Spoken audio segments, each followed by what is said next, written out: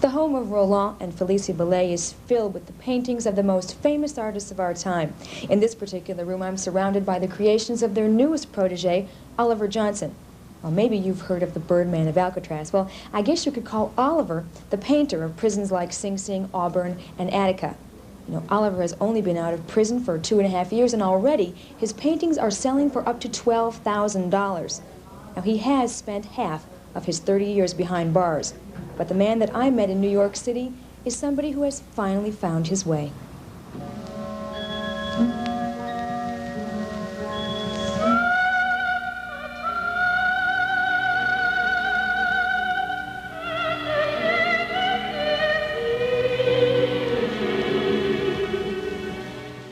The faces he paints are dramatic and powerfully expressive. Each line reflects years of his own personal pain and struggle. Each pair of eyes cries out for understanding. When you look at Oliver's paintings, you get goosebumps. You see the expressions in the faces and all, and it's not just looking at a painting. You feel he's really telling something that he experienced. Felicie Belay is a prominent figure in the art world. Her husband is Roland Belay, retired president of the renowned Knoedler Gallery in New York City. Between them, they have helped further the careers of just about every major contemporary artist, including such greats as Pablo Picasso and Salvador Dali. Well, now there is a new name on their list, their latest protege, a man who used to give his paintings away to fellow inmates for a pack of cigarettes. His name is OliverJohnson.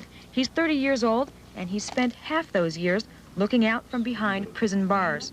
A frustrated, misguided youth, Oliver was convicted of assault, robbery, and drug peddling on 3 separate occasions. He served time in several different prisons, including Attica, Sing Sing, and Rikers Island in New York. What kind of person was OliverJohnson in those days?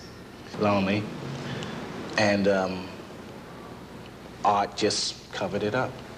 You know, at the time, you know, I was very lonely. Angry, maybe? Angry, too. Angry at times. It was while in prison that this angry young man discovered art was to be his life's purpose. It was there he really began nurturing his untapped genius. He had had no formal training. Books in the prison library became his teachers. I stayed in the library, in the prison libraries, studying the masters, and they helped me a lot. You know, just looking at, I like beautiful pictures, and that helped me a lot. You know, now I live in a museum. I stay in a museum. I'm in the Metropolitan a lot. I'm in the Frick.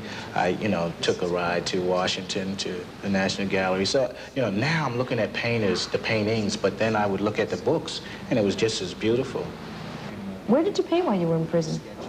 I painted in my cell. I bought a easel, a studio easel. It was kind of large. I couldn't stand up and paint. I had to sit on the bed.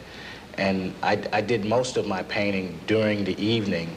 At that time, we would lock in at 5 o'clock, and I would paint up till the lights would go out, and that was 12 o'clock.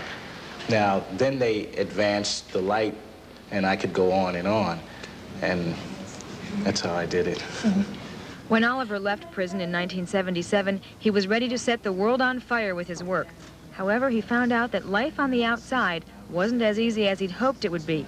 His work at that time really reflected his situation.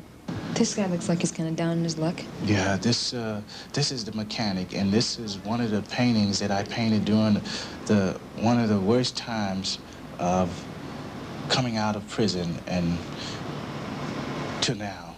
This was, I really was struggling during this time, and I really felt like him.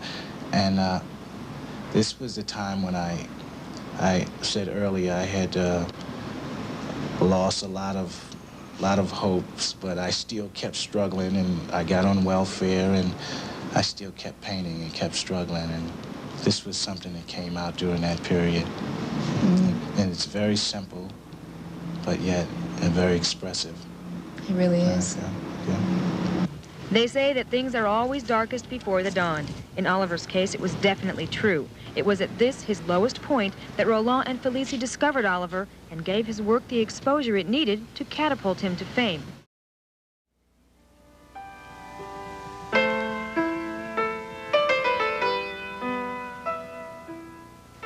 Recently, Oliver's paintings were exhibited in the Wildenstein Gallery in New York, a showplace usually reserved for the likes of Cézanne, Degas, and other great masters. That show, claims his mentor Felici, is only the beginning for Oliver.